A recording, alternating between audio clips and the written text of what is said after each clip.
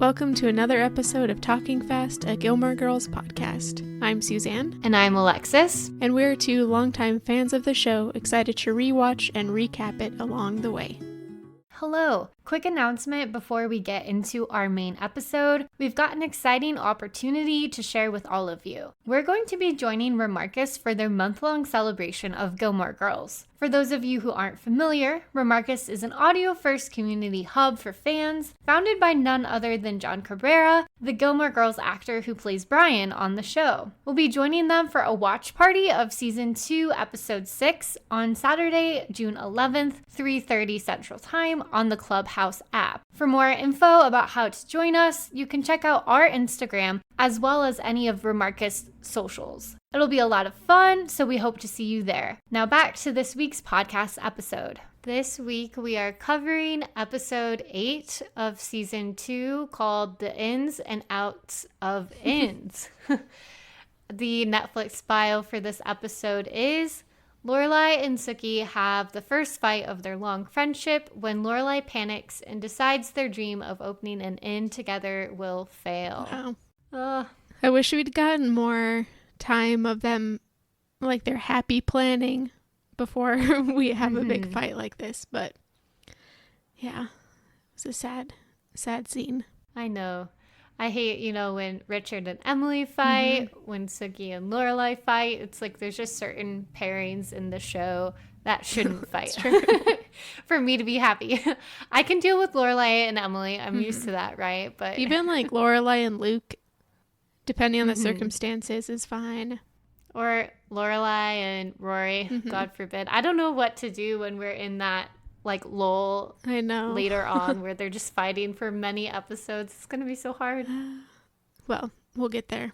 But pertaining to the episode at hand, let's do our Talking Fast segment where we try to recap it in 30 seconds or less. I don't know why I just explained it.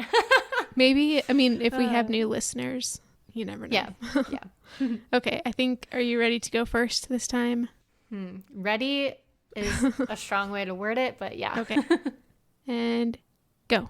Lorelai and Sookie are planning to buy the Dragonfly Inn, so they go and talk to, what's her name? I'm forgetting right now, the Westons, and she says she doesn't want to part with it because it's the last of her family. Very sad. Mia comes into town, and Lorelai eventually tells her about this plan. She approves, and it makes Lorelai nervous. She gets scared. She fights with Sookie over this. They eventually make up in the end. Meanwhile, Rory shares glances with Jess. He's done a funny, phony crime scene, and that's all the time I got. That was good, though. Yeah. All right. Okay. How are you ready to go? I think so. On your mark, get set, go. Rory's going to be posing for a portrait this episode. We also find out that Lorelai and Sookie want the Rachel property, so they talk to Fran about it, but she's never going to die, so they're not going to be able to get it.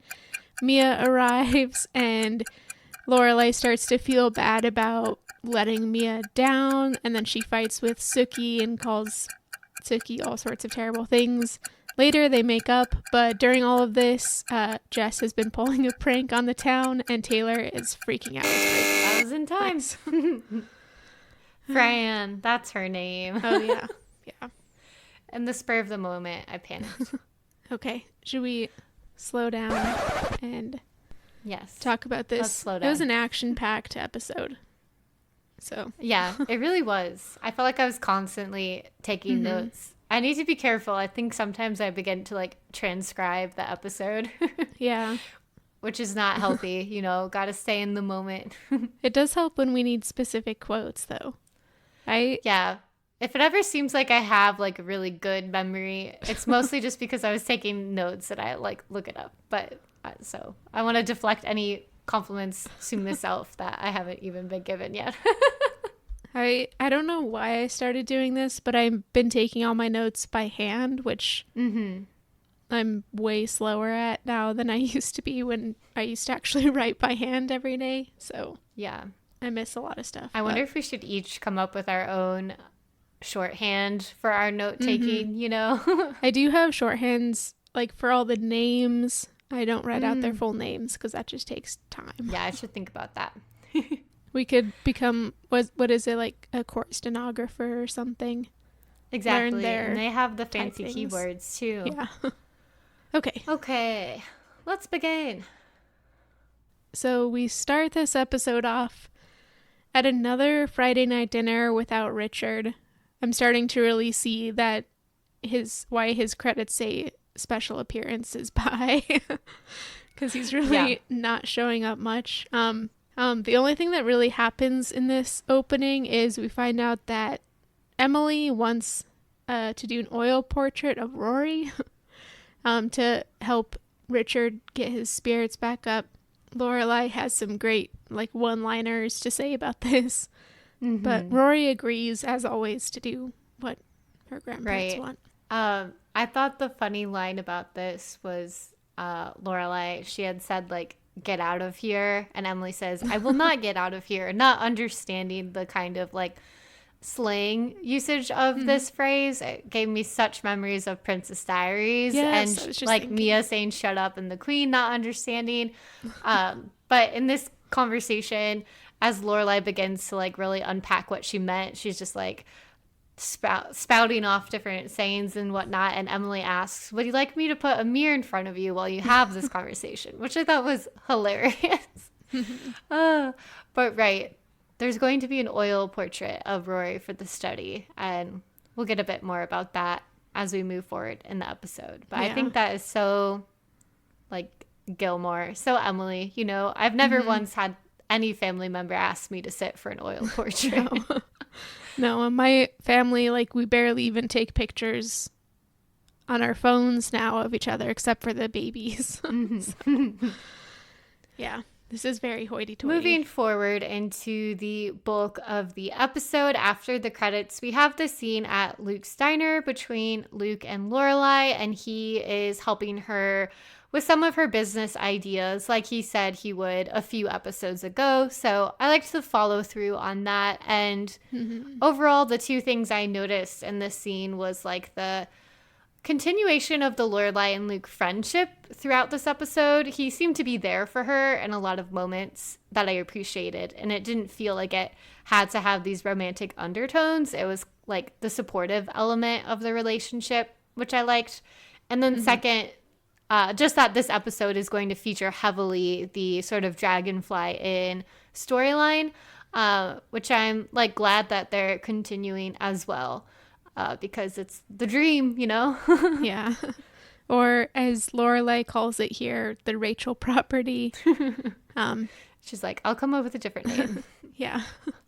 I love that. Yeah, Luke here, it seems like it might be one of the first times that we see him I don't know, being a support in her personal life. I mean, that's not true. We've seen that before, but it just it felt different this time. Whereas before we have always seen those kind of double entendres and things. And this episode, they just seemed like friends. Yeah. Or helping with her kind of professional side. I don't know. Yeah. I guess he does help a lot. He came to fix the stage before. He's helped her at her house. But there's just something that felt a little different about it to me in a pleasant way. Just seeing another side of their relationship.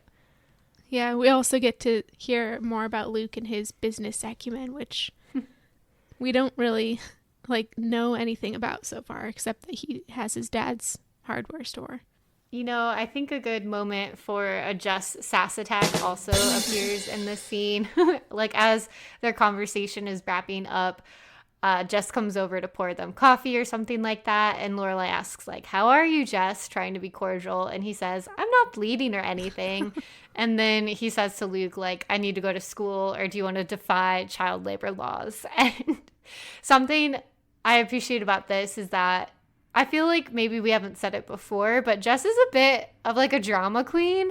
He's just always out of 10 here. He could just be I want to go to school, but he's being the most dramatic about it. You're defying child labor laws if you don't let me go right now at 7:45 a.m. on the dot. And I liked it. Yeah, he's such a show off. He really knows that he's witty and smart, and he makes a big show of it. Yeah, I love that. I also completely forgot to put down a Jess sass attack for this episode, but I have one in mind, and I have found sound effect for our episodes for this, so it's now nice. a segment. Cool.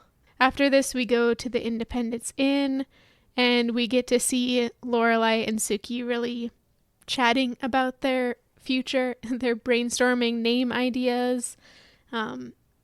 Michel, of course, is kind of following around, predicting the doom of their business. They never mention the actual name of the property, like the Dragonfly, as a contender, which I'm glad that they stick with in the future because it's a great name. Michel, also comes into the scene, we learn, with the papers that include the deed or the title to the not Rachel property. And so they're looking to see who the owner is. I love Sookie when she says, "Tell me it's not that bastard Donald Trump." That was my Rory's bookshelf for this episode, was that I debated whether to use this reference because I have personal dislike. I mean, as I think many people do, for Donald Trump. Mm-hmm. Yeah, that's putting it lightly. Yeah. But I just thought it was so funny that it's like a popular culture reference that hit in the early 2000s and is so much bigger now. It's something that's grown exponentially. It felt like it was ahead of its time to me a bit. Yeah, I didn't know who he was at this point. He had been an extra in Home Alone 2, Lost in New York. Oh, yeah. But that was all that I knew. I think I was vaguely aware of him as whenever he had the show where he fired people or whatever. That might have been later on, but that was such a vague recollection. Yeah. But anywho, I really liked that reference. Yeah. Luckily, he does not own the property. Fran from Weston's Bakery does. And they feel optimistic about that at this moment, at least, and plan to go talk to her, which is going to be the following scene, but there is a very short clip in between, a mysterious little tidbit. Yeah, this is great. And it leads to a great weird storyline in this episode. But we see Taylor walking through Stars Hollow Town Square up to Dosey's Market, and he happens upon a crime scene. There's just crime scene yellow tape strung around the entrance to the market, and then there's a chalk outline of a person on the ground.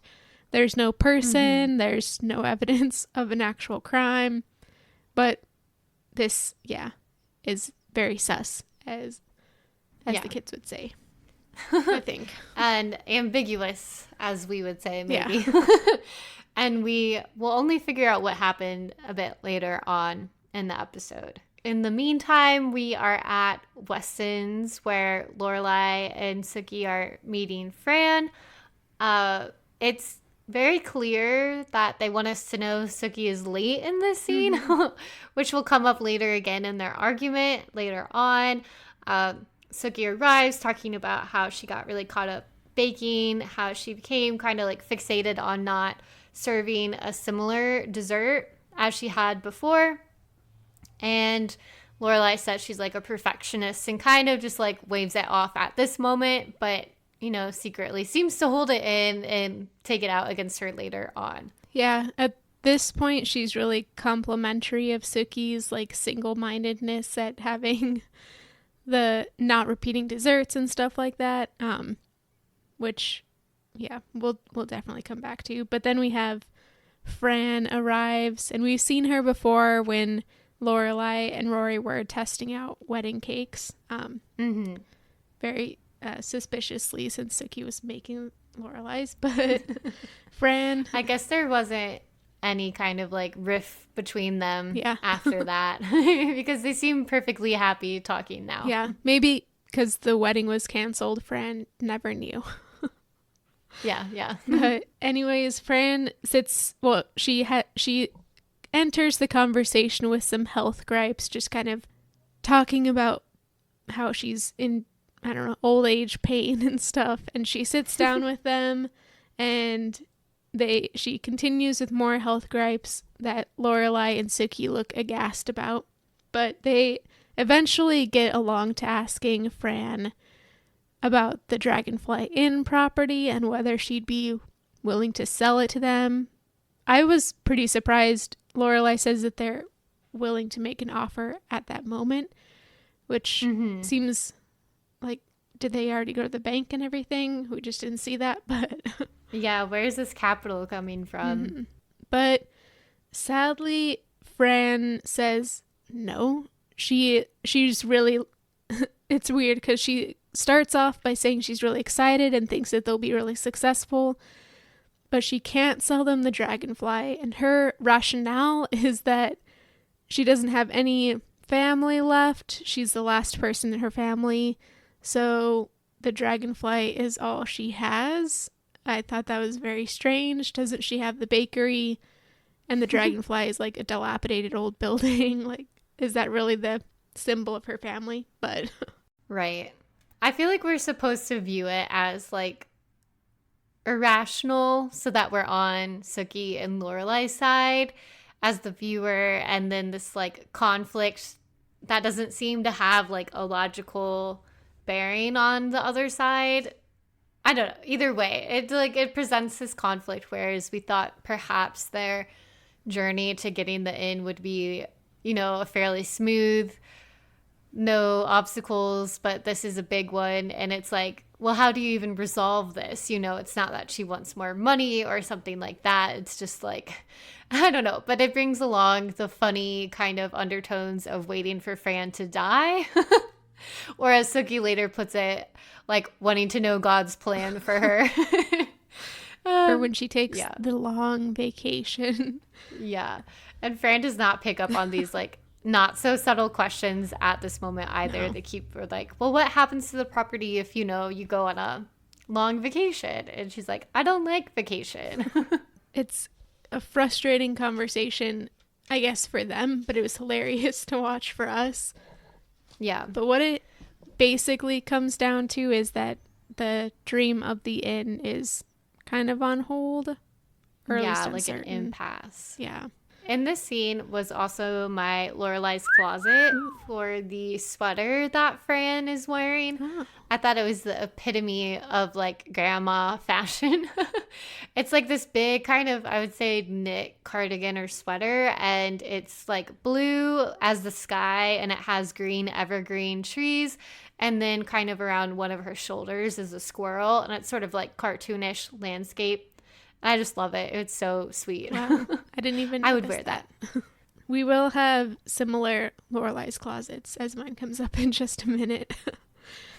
But we leave this scene with Fran. After this, we catch up with Lane and Rory, who are walking through town, and they happen upon the crime scene. Scare quotes there. Yeah. And this is where my Lorelai's closet actually had a lot in this scene. So my Lorelai's closet is for Taylor, who comes in and he's wearing like an oatmeal chunky cardigan with the like elbow patches, and the kind of thing that, you know, if Chris Evans wore it like he did in Knives Out, everybody would be obsessed with it. Yeah. Here it's just like a comfy old man sweater and something I aspire to wear in the future. Taylor walked so Chris Evans in Knives Out could run. Exactly. Taylor would be tickled if we told him that. So Taylor's been freaking out about the chalk body. They go on this kind of debate about what does it actually mean? Like, where is the body? And it's all just nonsensical. Rory finds Dean within the mass of people, and everybody else is starting to think that Dean thinks that maybe this is just a big prank. And so this is my Stars Hollow moment, is all of this kind of speculating over what happened, and especially when Rory looks off into the distance and sees Jess standing there looking all suspicious and smirking. I thought like the fact that the scene was so nonsensical is part of what made it my nomination. And one of the details related to that is that there's like a police officer there, and she's saying, well, I talked to everyone at the precinct and none of us are like responsible for the scene. And Taylor's like, but you own the tape. And later on she says, like, we're gonna count everyone in town to see if anyone's missing. And like a minute later she says, okay, we counted, no one's like unaccounted for. And I was like, how how could you have counted the town that fast? And how do you know like every single person? And it just makes no sense, but it also makes perfect sense for this like mystical small town of Stars Hollow. And the fact that it's all just boils down to this elaborate prank on Jess's part, and that he gets Taylor so worked up over it is just genius and hilarious. Yeah, it is a great prank. Mm-hmm.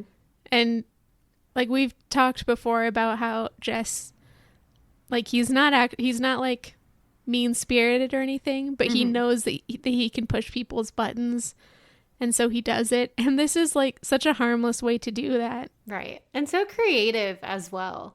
Yeah. Like, it's boring for him to take money from Taylor's jar, you know, but it's very thought out and entertaining for him to fake a crime scene. It's very elaborate, you know, like clearly he's bored in this town and needed something to do. And the thought that he like maybe snuck out in the middle of the night to do this. He planned it. He bought the chalk and the tape. Following this scene, the day continues as Lorelai and Sookie, I think this might be the next day because Sookie's talking about a dream that was inspired by their conversation with Fran. And they're continuing to talk about, you know, their goals of opening their inn. I had a question for you. Sookie described her dream here. Did it spark any thoughts for you related to your research on dreams?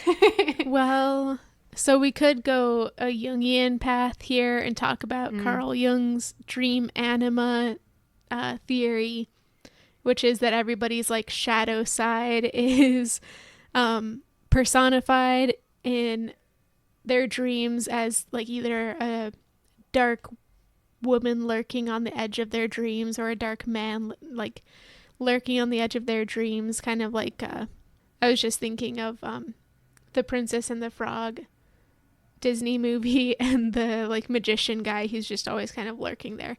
But and they it's a personification of their shame and their kind of fears and everything that just always follows them around. So that could be what Fran here is doing for Sookie. Yeah, that makes sense. Because Sookie's like, I saw all of us and we were all really old, but Fran looked the same. So it's got like the shame of her feeling so angry about Fran, like living forever, you know, but also her fear of like never getting the it. So I feel like that theory works well for her dream. Yeah, it's very accurate, 100%. But within this scene, as they're talking about Sookie's dream, Michel arrives and says that the boss is here. And who could this be but Mia, who we've never met before. I don't remember if we've even really heard about her before. I mean, we've heard of Lorelai and Rory's life living at the inn when she was a baby, but I don't remember hearing about Mia.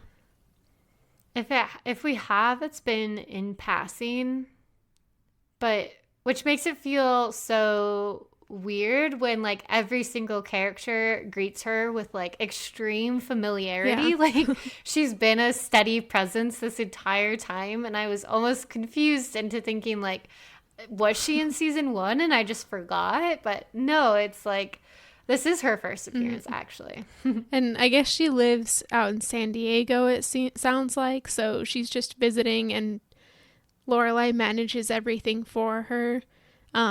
But yeah, everybody is excited to see her. Rory and Lorelai run over and hug her and are inspected by her. She is playing this long-running prank on Michel, which I thought was hilarious. Although it could also be like slightly mean. But yeah, about not understanding his French accent. She's like, after, you know, all these years, I can't. She's like, what do you say? And Rory pretends to translate for him and gets it incorrect purposefully to like pretend to create this feud, like Michelle is saying, go away and things like that. And he's so frustrated. And I was like naive at first and not realizing this is a bit on her part. And I thought she actually couldn't understand him. And I was like, what's going on? He's clearly speaking, but yeah, then I started to like realize, okay, I think they're all in on this, except for him, maybe. It's probably just like Michel is not intimidated by any other authority figure. Lorelai's technically his like supervisor, and he is fine with being sassy towards her. But when Mia shows up, he's like bowing and scraping kind of. And it is fun to see that power dynamic shift. But I mean, in other circumstances, making fun of people's accents is not great. No. I guess the other thing that makes it feel more harmless is the fact that it's like a French accent as well, which I feel like is often upheld as like a cool, sophisticated accent. So to like pretend that you can't understand it, it would be different if it was a different language, you know, that is like more stigmatized in the US for like racist reasons, you know? Yeah, that's true. Yeah. Well, we continue to follow Mia reuniting with different Stars Hollows figures with like a lot of closeness. Like she meets Luke at his diner. She calls him Lucas, and they have a very long hug, like quite long. And, you know, made my speculation start to go like maybe Rachel wasn't his only ex-girlfriend in town, you know? Yeah, maybe. But yeah, it wasn't even just like I don't know, the hug in itself, they were also very close to each other. Like it was full frontal contact hug. Maybe embrace is a proper word, because they were like standing there holding each other and like talking. Yeah, it's very strange. But after this, so they sit down at the table and Mia gets to meet Jess a little bit. And I have my gazebo moment, and just like this whole scene that happens right after this with Mia at the diner, kind of reminiscing on Luke as a child. And she talks about how Luke used to carry people's grocery bags and then charge them $0.25 per bag. And then she starts talking about how he used to skateboard all the time and wear this one shirt every single day. And we find out that Luke is a Trekkie. That was great. Almost my Lorelai's closet. Just the imagination of him wearing a Star Trek t-shirt, like the same one for a year. I loved that detail. I was disappointed in Lorelai and Rory for making fun of him for this. Like, I mean, it is funny that he wore the same shirt every day for a year, but Star Trek is a great show. And it has so many different iterations that have been great in their own ways. I think that they might actually like the show, except that I feel there's like a stigma against women liking sci-fi, which is ridiculous. I love sci-fi. But I could also see Mia makes the connection between how Jess is kind of a monosyllabic person and how Luke was the same. I could also see Jess doing these same things, maybe not carrying the bags for people, but skateboarding and even wearing a Star Trek shirt. I feel like he wouldn't be embarrassed to do that. So they're just more similarities between them. Yeah, like the way that Luke can translate for Jess when Jess says, huh, and Luke says, that means, hello, nice to meet you, in slacker. So like he's calling him a slacker, which is a little ironic, just to like get off topic, because all that we've seen of Jess in this episode is him working in the diner. So like he's not really slacking at all. But this like teasing back and forth between him and Luke and their similarities, it just is the beginning of a really fruitful relationship between the two of them. That is so delightful to watch. Yeah. Sadly, this doesn't last. Taylor barges in. This was another great Taylor versus Luke moment. Right. So Taylor has been looking into this phony murder that happened. And he lists off all of the different organizations that he represents. I'm pretty sure he's probably the only member of all of them. Yeah. He is trying to say that he suspects that Jess was the one to do it, and he has some random weird evidence, like somebody might have seen Jess coming out of a craft store where he could have bought chalk. And he was skulking around. So this is... Yeah, skulking and lurking. Yeah. So this is the beginning of Taylor blaming everything on Jess. He was right, but also it was a harmless prank. So. And Mia says she missed the small town theater, which is like a perfect kind of a phrase to encapsulate a lot of what we describe about the like heightened, over the top, often very performative elements of like the community, especially when Taylor is involved. Yeah, he is very theatrical. The scene ends with Mia basically saying how she'd be lost without Lorelai. They kind of are wrapping things up by having a discussion about Lorelai's success at the inn and how Mia relies on her, doesn't even need to be like present anymore at this point. And this kind of transitions us into the next scene, the next day, where Lorelai starts to feel a bit guilty about, you know, reflecting. Now that Mia is there, it's putting into perspective for her that their dream about moving forward and doing something new would mean like leaving behind the Independence Inn, and that would entail like leaving Mia and, you know, how much she's done for them. And Lorelai's just beginning to have these feelings of guilt, essentially. Yeah, it's kind of, I don't know, she doesn't like outright tell Sookie what's going on, which I think is a problem that comes up that kind of grows throughout the next couple of days or however time works in Stars Hollow. But it is an interesting thing to think about, like if they move forward, they'll be hurting Mia, and they'd never considered that before. They hadn't considered how the Independence Inn would keep going without them. It's not really something that they should consider because their lives are more important. Yeah, they don't owe her anything. Mm-hmm. I mean, maybe Lorelai does, but if she does, I feel like she's satisfied the debt. And like, I don't even know if it's really a debt, because although Mia did her a favor by hiring her when she supposedly didn't really have any skills, like the minute she was hired, like at that point, what she owes her boss is simply like the labor required by the job and nothing more, right? Like, I don't, yeah. That's true. I guess she gave her like housing, things like that. Yeah. Definitely I feel like Lorelai does owe her something, but not in the like whole, that doesn't mean she's beholden to work for her forever, you know? Yeah, not in a capitalistic way.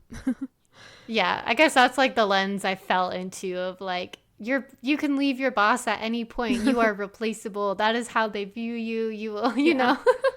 That's the very right now lens of reading this show, I think. The Great Resignation. But during this, we also get a phone call from Emily, who is trying to convince Rory to sit for her portrait. She has Rory posed outside with a swan and her arm up above her head. Kind of like a ballet pose in a way. So unnatural. But only like one side of the pose. It was so weird. Like, and sitting down, I could see that in a painting if there was like a high backed chair and you were like reaching to the back behind you, but there's no reason to have that pose just sitting there.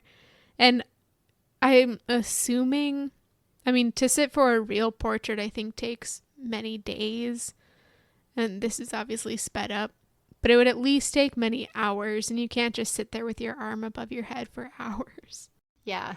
So Lorelai suggests to do a more natural pose, and Emily is persuaded by this pretty quickly, perhaps because at one point the swan honks at both of them, and like Rory and Emily are both like jump and are clearly scared. So eventually they kind of settle on a pose of her reading a book in a chair, which makes a lot of sense because that's something Rory would do, and it's also going in Richard's study, you know. So I was glad they came to a compromise on this and that it would actually feel like Rory, you know, because this is yet again one of the favors that she's doing for Emily, something she would never do on her own. So it's good that at least it will like reflect some of her true character. Yeah, and maybe Richard will appreciate it even more rather than having like a portrait of somebody who looks like Rory but is not doing Rory things. Yeah. I begin to wonder, like, to what extent, I don't know, I guess we've just talked about how Rory does these favors for her grandparents. I don't know. I don't have a full thought on this yet, but I feel like perhaps I'm beginning to connect it to, like, does she begin to get, like, a little indoctrinated? That's a hard word, but, or like, just gets, like, the taste of their society where she thinks she's just doing it on their behalf, but she kind of likes it, almost like the forbidden fruit, right? Yeah. And if we see, like, we see the results of that later on when she does the whole Yale storyline, you know, where perhaps it's not coming out of the blue, her embracing that kind of socialite sort of life, but, like, she's dipping her toes in that water now under the guise of it being favors. Mm-hmm. I'm not sure. This could be, like, a stretch, but I think you're onto something. And I wonder if, like, she's doing it now as favors because she lives with Lorelai, and Lorelai is so adamant against all of this and would like make fun of her, I think, if she admitted that she actually liked it. So that might be part of it. But yeah, I think you're right. It does build up. All of that's not out of nowhere. We interrupt this podcast with a message from our sponsor. These are dark times indeed. Stars Hollow is plagued with phony crime scenes and mysteries. But Taylor Ducey is here when you need him, to be a voice to the worried citizens of Stars Hollow. Taylor proudly represents the Stars Hollow Business Association, the Stars Hollow Tourist Board, the Stars Hollow Neighborhood Watch Organization, and the Stars Hollow Citizens for a Clean Stars Hollow Council. All this to say, Taylor has your back. Have you noticed any teens skulking around the town square lately? Any juveniles visiting craft stores? Perhaps you have even been shocked by yards of yellow tape with bold letters, crime scene assaulting your vision. Not to worry, because Taylor is on it. He conducts his own hard-hitting investigations and isn't afraid to hold a secret town meeting to bring down the perpetrator clandestinely. But Taylor could use the support of Talking Fast listeners. While he does have the bulk of the Stars Hollow community organizations behind him, he can sometimes run into a bit of skepticism from townsfolk. So, help Taylor out by coming to the next town hall meeting about 30 minutes early. But shh, don't tell anybody. And most of all, don't tell the guardians of those pesky ewes. Speaking of building up, the feud between Luke and the town and Taylor about this Jess problem comes to the forefront in this town hall meeting that is the center of the next scene. Mia says, as they're, like, walking, that she's hoping for some controversy because she hasn't been to one in a while, and she definitely gets her wish and then some. Yeah, they show up and they're walking with Luke. Luke says that they're early, like 3 minutes early. They show up and the meeting is already going and everybody goes silent. This was my Friday night dinner, was Taylor's duplicitousness. Is that a word? Duplicity. Yeah, with how he's dealing with this. And just like I think I brought this up a little bit when I gave my justifications a couple episodes ago about how, like, the perception adults have of teenagers, especially ones who are not, just conforming all the way, is often completely blown out of proportion, and also puts, like, so much. I don't want to say that Jess isn't responsible for this, because obviously he chose to do it, but he's 17. It's harmless. Like, this response, and the response, like, even to the other things that he's done, it's just ridiculous. And to be keeping Luke out of the conversation when Luke is his guardian and the person who should be the first one to discipline Jess, it just makes, like, the whole town kind of it just gives me a bad taste for the whole town. Like, it is funny because it is still the Stars Hollow crowd, but at the same, it's also just like, this is extremely insulting to Luke and his history with the town, and to Jess, who just moved here and is just trying to figure out where he exists in this place. I agree.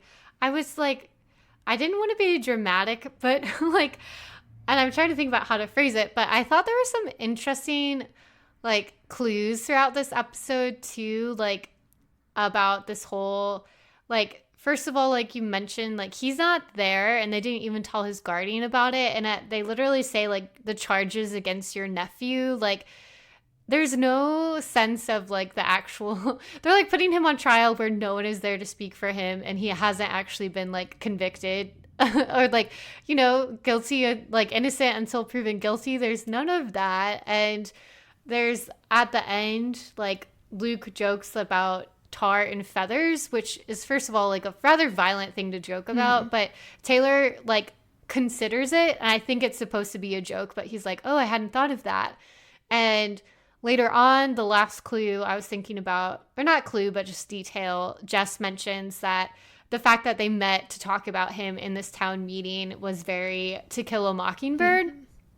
And so it's like there's this weird like undertone of mentioning almost like mob violence and lynchings and stuff like that, which is really painting Jess as like the other that is being attacked by the town. And it's so interesting because he's white and the rest of the town is white, whereas like a lot of these references bring up like racial violence specifically in my mind, which is a lot of what To Kill a Mockingbird is about. So I thought it was just like fascinating and also like awful. Like it was fascinatingly awful and like goes to what our I think our discussion that's come up a couple times about like the Stars Hollow, like on the, it's like utopia versus dystopia, or like charmingly that everyone knows each other versus like surveillance state, you know. Like it has a really like dark underbelly to it that flares up in moments like this that I think is really interesting to think about, and it's scary as well. Yeah. But yeah, that was also my Friday night dinner was in that as well, if you couldn't tell. That was a great way to describe the uneasiness that I was feeling about the whole thing. It's just another example of like, just because a place is welcoming to you doesn't mean that it's welcoming to everybody. And yeah, like who is this town comfortable for? Yeah. How, like, where does their open-mindedness stop? And it has a very clear stop right before Jess here, even though he's been there for a couple weeks, has probably barely spoken to anybody. Yeah, I was disappointed in the town here. And I feel like Taylor is often the character, and I've talked before about how I love Taylor because he's a curmudgeon. But he's also always the one walking that line between, and usually crossing over the line in so many of these social situations, which I feel like is part of what makes him funny sometimes. But yeah. Or intriguing. Yeah. I did like how Lorelai defended Luke at the end. And I also like that she like stands up and then it's kind of like, oh, may I? And he says, yeah, go ahead. Like, you know, Lorelai often involves herself in things where she's not welcome, but I like that she got his approval and he was like happy to have someone stick up for him in the meeting where it felt like everyone in the room was against him. So I thought that was yet another nice moment of theirs in the episode where they're really like there for each other as backup, especially because Lorelai seems to have mixed feelings about Jess, but she's willing to like put those aside to defend Luke's role in all of it. Yeah, because half of what they were attacking was Luke himself, despite everything he's done for the community. And he like lists off a whole bunch of stuff that he's been a part of and all of that. He even mentions that he was going to keep his diner open late for people after the meeting, but now of course he's not going to. And it just is like another example of how he is a team player for the town, even if he doesn't put up autumnal decorations like Taylor wants. And they should respect him enough to let him deal with whatever problem has come up. Totally. So with all of those kind of bad vibes in mind, Luke storms out of the meeting. The restaurant will not open for turkey burgers or anything else afterward.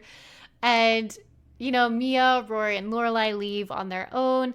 Rory quickly leaves them because she said she's going to go check on Dean, who apparently the last couple of days has been trying to scrape off the drawing of the body, the chalk drawing, which I thought was funny because in my experience, chalk comes off the sidewalk very easily. Yeah, just like a hose and that's it.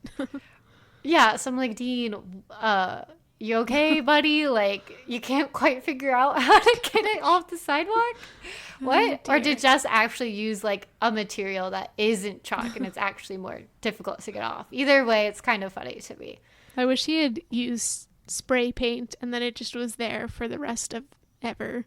That would have been great. Yeah, that'd be a really good detail.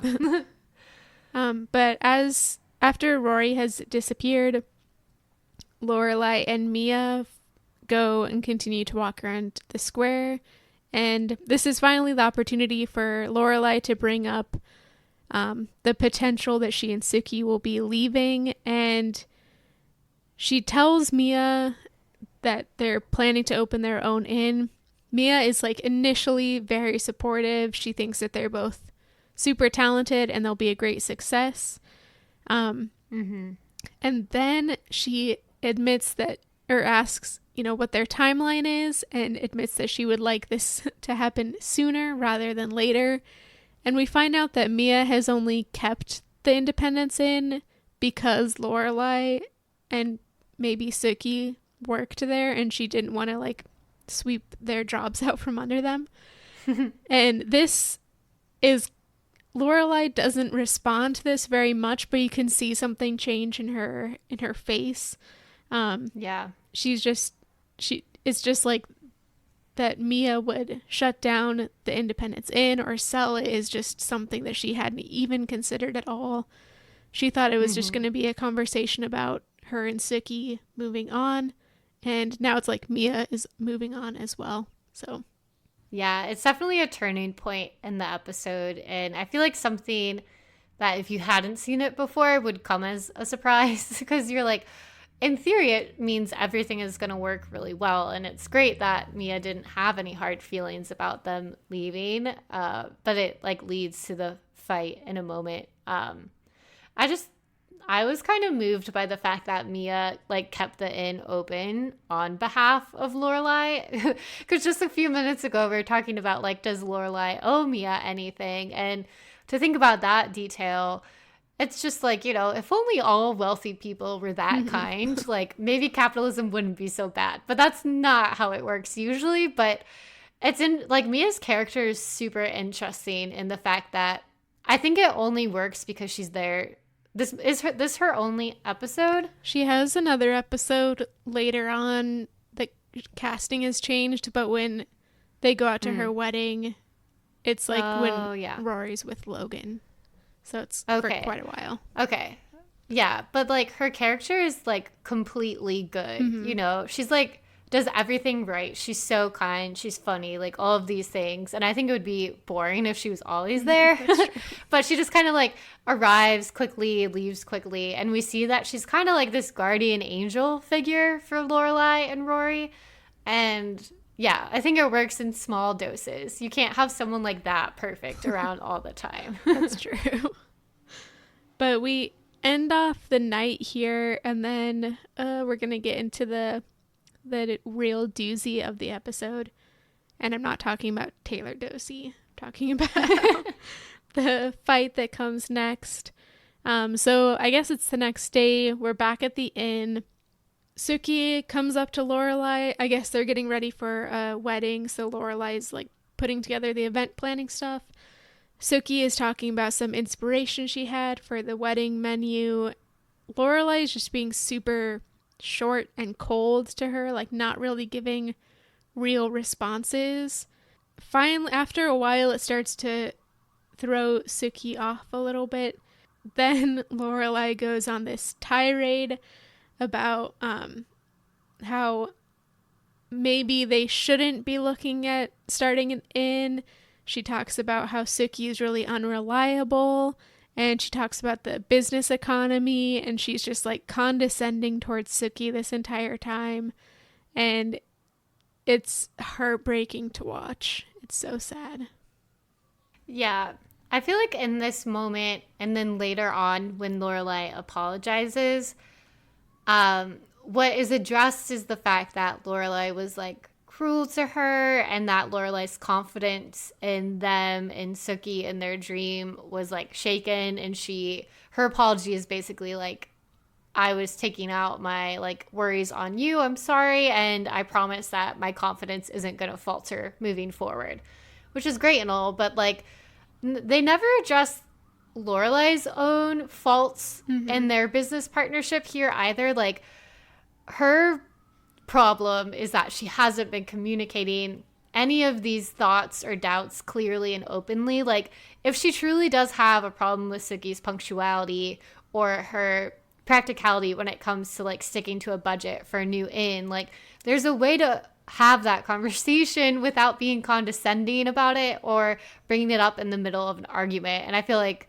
it would have been within Sookie's right easily to be like, listen, you're not, operating perfectly as a business partner either. And I wish they could have admitted that. Yeah. Yeah, it was just really hard to watch overall. And I really felt for Sookie at the end of their argument where she says, like, I don't want to start crying because you're going to say I'm too emotional and weak to go into business. And so she leaves. And I felt like that spoke a lot to like the gendered kind of existence of femme people in like business settings, where if your reaction to like sadness or anger or anything is like tears, you worry how you're going to be read because you're already encountering so many like gendered stereotypes and expectations about like emotional femmes and women and whatnot. So I felt like that was a really sad and vulnerable moment for Sookie, especially because she was feeling that pressure from her very best friend, who's also a woman. And it just showed like how horrible that argument was and the place it put her in. And I don't entirely feel like the apology from Lorelai truly accounted for everything at the end of the episode. I agree. I also read this whole fight as more evidence still to my theory or headcanon, I guess, that Sookie could be on the autism spectrum, and representation for that, like through the way that she handles this whole conflict. She starts off not necessarily reading Lorelai's body language and social cues, which are a complete surprise to her. So why would she be looking for that? And then throughout the entire fight, when Lorelai is being pretty passive aggressive through everything, Sookie keeps asking her to just tell her straight, like tell her the actual thing that is making her angry, like what's actually going on and what does she actually mean here. And I thought it was a great example of somebody like advocating for how they deal with conflict like that. Like Sookie throughout the entire time was like, I need you to tell me a certain way so that I can understand. I need you to like, that I don't know much about this, so please don't talk to me this certain way. And then, that very ending was just like heartbreaking. Like, I'm going to remove myself because this is not working for me. Yeah. And I need to have a breakdown in my own space without you judging me. Yeah. Yeah, totally. On a lighthearted note, I thought the line where Sookie says, like, Lorelai just brings up randomly, like, oh, I'm not sure we should do this in this economy. And Sookie's like, that's not fair because I don't know anything about the economy. I was like, same, Sookie. I know. I just, I have vague understandings of economics. So that was like, I chuckled about that amidst the rest of my like displeasure, Got a nice wake up call when I went to fill up my gas tank this morning for the economy. Seriously. It's like $5 a gallon. Anyways. Yeah. We'll like pick up a bit more about this when we go to their apology scene later on, but there are a couple scenes that seem to happen like in that same day, where like Rory is with Dean, probably after school, like in the afternoon, and he wants to go pick up his paycheck, so he leaves her at the rather dangerous corner because a crime scene has just happened there, at least according to Jess, who approaches her and is like, should you be standing alone? And she's really like brief with him. And I love his question. He says, feeling succinct today? Yeah. I love that word. And just like, I just love that Jess would ask someone else if they're feeling succinct, because how that just describes his entire communication style thus far. It shows just like how different he is around Rory. Yeah, the fact that he actually starts a conversation with her, like walks over to talk to her, is so much more than he does with like any other person. Rory ends up kind of going off on him, telling him how his actions are affecting Luke and Luke's standing in the town. And she tells Jess about Luke standing up for him and talks about how Jess like doesn't care at all about Luke or about what people think of him or Luke's feelings. And you kind of see Jess like trying to mask a revelation, I guess. Like he is realizing something that he hadn't before, which is that his actions are really affecting Luke, but he's trying not to show it. And then I have my Jess sass attack moment, I think, at the very end of this, when he looks at Rory and he asks, did you at least think it was funny? And Rory can't help but smile and say that's not the point. And it's just like a great, he has heard her and he's heard like all these complaints and everything, but he also still has to use a little bit of that wit and charm. And then Dean arrives and they have a super awkward introduction. Yeah, this is the first time we see all three of them together.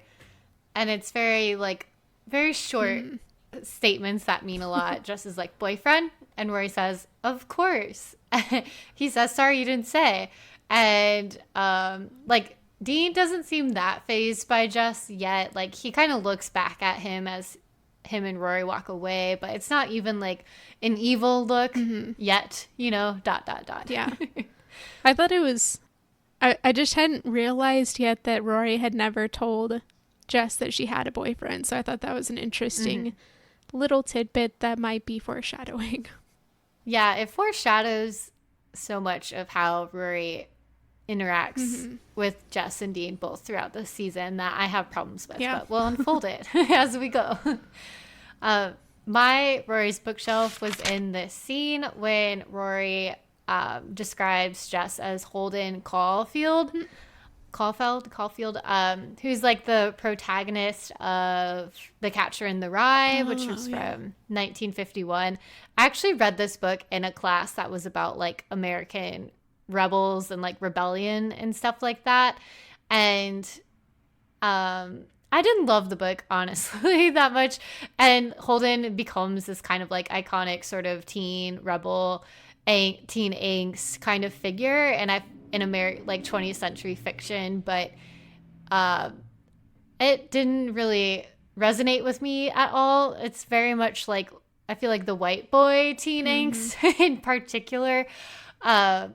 When it's like there's just so much other interesting like resistance and rebellion in literature in the 1950s and deeper ways, I feel like. So I just thought it was ultimately, though, like a good reference, because that is kind of like his sort of vibe that he gives off, is this sort of outcast, angsty boy that I think he's putting on, you know. It's not his only like, it's a bit performative on Jess's part as well. Like we said before, kind of like putting out reflecting what others see him as. He's like projecting a certain level. It's complicated. It's layers, you know, but. Yeah. I've never read that book. I know it's like a typical high school book to read, but never read it. I wouldn't really recommend it. Yeah, I feel that way about a lot of those books that were assigned in high school. Like, I recently read Fahrenheit 451. I wasn't a fan, although I feel like there are some good images in it. But yeah, a lot of books like that, I'm just like, that have that huge like reputation, just aren't my cup of tea. But okay, moving forward onto the second Friday night dinner of the episode. This seems to be later that day because Lorelai is like very cranky from the offset in this scene, clearly like still kind of in the same mindset as she was in from her fight with Sookie earlier. She's like, I don't know, she's just really mean about like the painting reveal. She says some like really kind of like sarcastic and biting comments to Emily about the picture of Rory. And even Rory is just kind of like, dude, like what gives? Like that was uncalled for. Yeah. Especially because it was such a nice portrait in comparison to what it could have been. And I also wonder, like, how did someone paint that fast? Like, it's been a week. Yeah. Yeah. But other than that, it was pretty lovely. Yeah, at least it was a nice pose. She looked kind of like she was in, I don't know, a Renaissance painting or something, dress and all that, which is a strange choice. But so Rory does kind of shoo Lorelai after Emily to go and apologize. And I thought this was interesting. Lorelai tells Emily about the fight that she's had with Sookie and how that's affecting her. I don't think we've really seen her talk so much about her personal life like this before. Like tell her mother her problems. But within this, she also mentions that Mia is in town, and we see Emily's face just kind of like flatten as Lorelai says that, and she starts to contemplate things. Yeah, she like registers that information. And I feel like it's so interesting the past few episodes we have seen their relationship develop. Like you mentioned, like I can't think of another time we would have seen Lorelai share this information willingly. And at the same time, like Emily is still like, I feel like she's still fighting with Richard. He hasn't been there since we saw their last like unresolved fight. So I feel like she's still in a vulnerable state, and to hear about Mia probably hit even harder for her at this moment too. That's true. Yeah, we'll see what happens about that in just a minute. There wasn't really anything else in this Friday night dinner. We really, like, the drama between Emily and Lorelai has been pretty tamped down in the past, almost in this whole season so far, especially because the Richard and Emily thing has been more to the forefront. So we don't have any contentious dinner time talk. Not right now. But we next move to, I guess, next day, sometime later. And Luke is over at Lorelai and Rory's house, and he's repairing the chuppah. And he's also kind of there to chat, it seems like. And this is really where I noticed like the difference in their relationship in comparison with previous times that they've talked. He mentions that Sookie had been into the diner and changed the subject quickly away from the dragonfly to women's basketball, which she didn't really seem to know much about. And so Lorelai then tells him about the fight that they had, and he gives like great advice. He at first he kind of he's not playing devil's advocate, but he is just like giving her the permission. So she says, you know, what if it doesn't work? And his response is kind of, then just don't do it. Like, don't take that leap. And I thought that was great, because sometimes when you're afraid of taking a risk, you just need somebody to acknowledge that it's fine not to. And that gives you like the final push to just go ahead and do it anyways. Or at least move forward with it. So I thought his advice and conversation here was really interesting. And yeah, and he ultimately is like, you should jump in and you'll be scared, but if you stick with it, it will eventually get fun.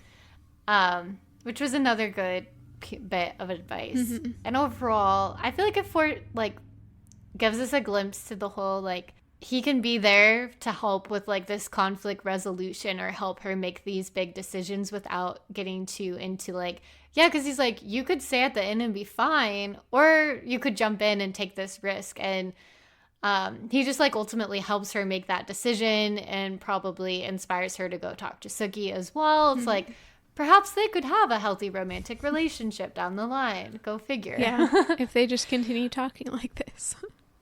Yeah. And in this scene as well, Lorelai admits like what got her so shaken up and antagonistic and kind of like lashing out was that information that she'd be losing the independence in from Mia. And she describes it as like losing her memory home, or the place that was more of a home than her parents' home. And that is the thing that hurts the most. And I think that foreshadows not only the conversation between Emily and Mia later on about the hotel being her home, but also just kind of, I guess, is the bit of information we might have been missing about like why did Lorelai react so negatively in the way that she did before. Yeah, that's a good point. Yeah, we leave this conversation straight back to the inn where Lorelai does apologize to Sookie. At first, Sookie is kind of terse back to Lorelai, which she definitely deserves. And Lorelai apologizes, kind of explains what she was thinking, and that she does want to continue on with their plans. And here I thought was another great instance of Sookie advocating for herself. She says that yes, she does want to go on with their plans, but first she needs a guarantee that Lorelai won't just flake out on her again or like blow up on her again. And it's kind of like they both need to understand, like Lorelai needs to understand Sookie's capacity in this and what she's bringing to the table, and Sookie needs to know what Lorelai is also bringing to the table, and that can't be another blow up.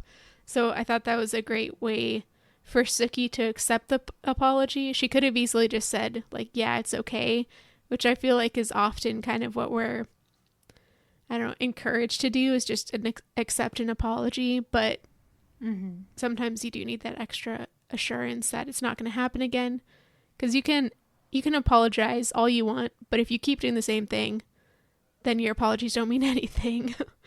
So I think Lorelai needed to hear that. Definitely. Well, then following this scene, meanwhile, Emily arrives at the inn to see Mia. And this was my gazebo moment, actually. I feel like once again, just highlighting a scene that has such like emotional complexity and depth to it that kind of resonates with me and is something that I will think about in the days following the episode. And it's simply like this interaction between Mia and Emily after Emily heard that Mia was in town. And she basically says that she wanted to come see the woman who helped raise her daughter. Mia says she's wanted to meet her too, that she's like expected her to come at some point, which Emily, meanwhile, is like, I'm surprised that I'm here after all these years. They have this conversation that is fairly like awkward. Mia says like, we should have tea. It's usually better to have stuff in our hands for conversations like this, which is like very emotionally intelligent, I thought, on her part. But they have this like back and forth about Emily suggesting that a hotel is not a home. Mia's like, a home is where you're happiest. Emily counters with, home is where your family is. And essentially it boils down to this disagreement they have about how Mia says like, well, when Lorelai arrived, I thought about like, if this were my daughter, what would I want for her? I'd want her to find somebody who would take her in and make her safe. And Emily kind of takes that in and responds with, I'd want her to be found by someone who would tell her to like go home. And you see their conflict there. But the scene poignantly ends with like, as Emily has turned to walk away, you think she's kind of said her final piece, but she kind of turns around with the door partly open and says, do you have any pictures from those years? Makes me so sad to even say it. And basically Mia agrees, like, yes, I do, and I'll send them to you like tomorrow. And I just wanted to like say all of the lines because they're so, they just carry so much weight, you know, and there's so much there to unpack, but I feel like the lines can speak for themselves. It's such a good scene. Yeah, and the acting was so great. I was just astounded by how gracious Mia was the entire time. Yeah, completely. Like, Emily is there to confront her, like, with that singular purpose.